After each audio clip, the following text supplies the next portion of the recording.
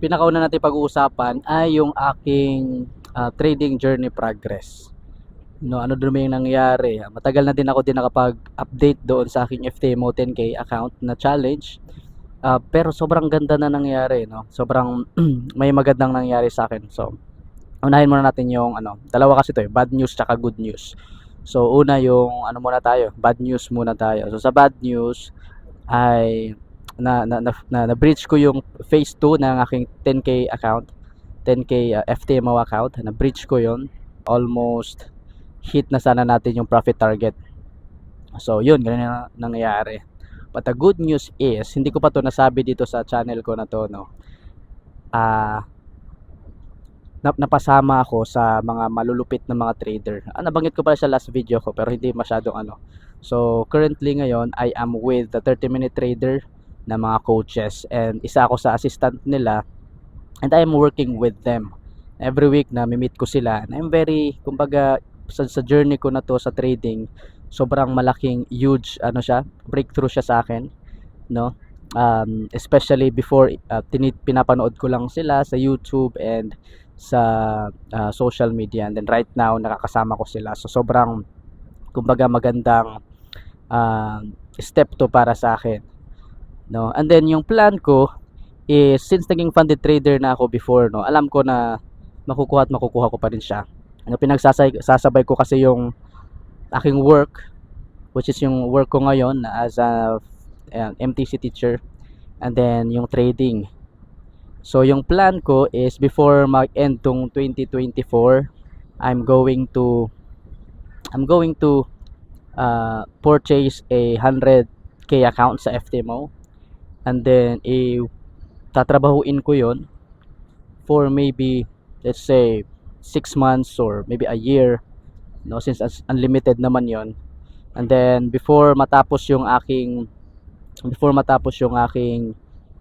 contract sa aking work ngayon, so at least meron akong FTMO na funded account, and then of course together working with yung mga coaches sa 30-minute trader, and then sobrang dami kong natutunan sa kanila. So far, yun yung update doon sa aking trading journey. Ibabalitaan ko din kayo pag nakuha ko na yung aking 100k na FTMO challenge, pag nasimulan ko na yon.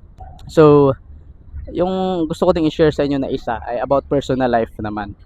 Ito ay, kumbaga, magandang milestone para sa akin. I am planning, me and my girlfriend is planning to get married. Although di pa ako nag-propose sa kanya, pero napag-uusapan na namin. 25 years old ako, siya magti-23.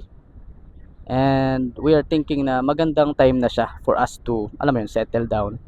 Actually, hindi kagaya, no, sa karamihan na pag nagpakasal na sila ay, alam mo yun, may na talaga, may pera, may ipon, ganun ganyan. So kami will really start from, alam mo yun, from bottom, then sabay-sabay kami dalawa aangat. Pag nagpakasal kami next year, for example, next year na pa kami pakasal, wala kaming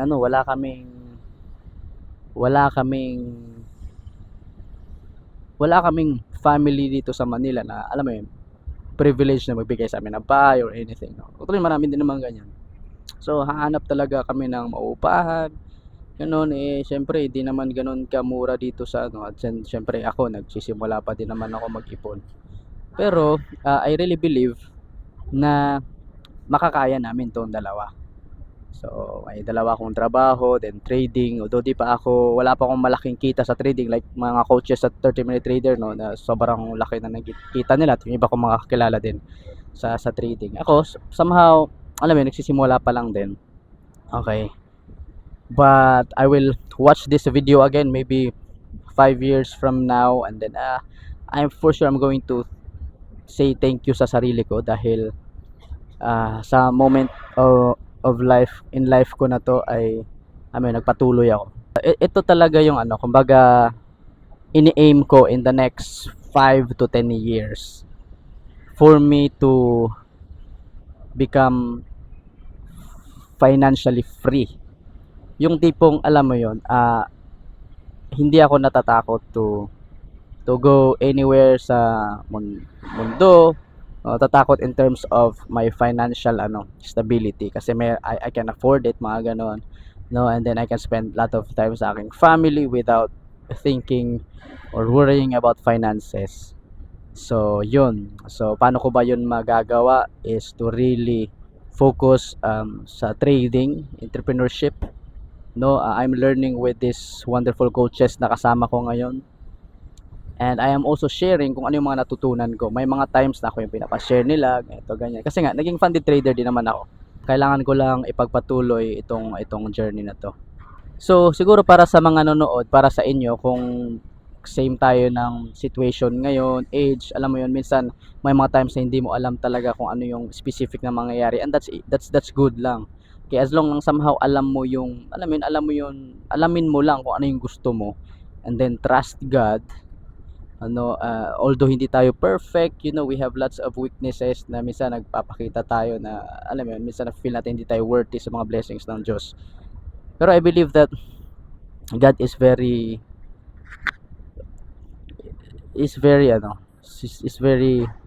loving sa ating lahat. At kung ikaw ngayon patuloy ka lang, magsulat ka ng, alam mo yun, sulat mo yung mga goals mo. Ako, sinusulat ko din yung mga goals ko.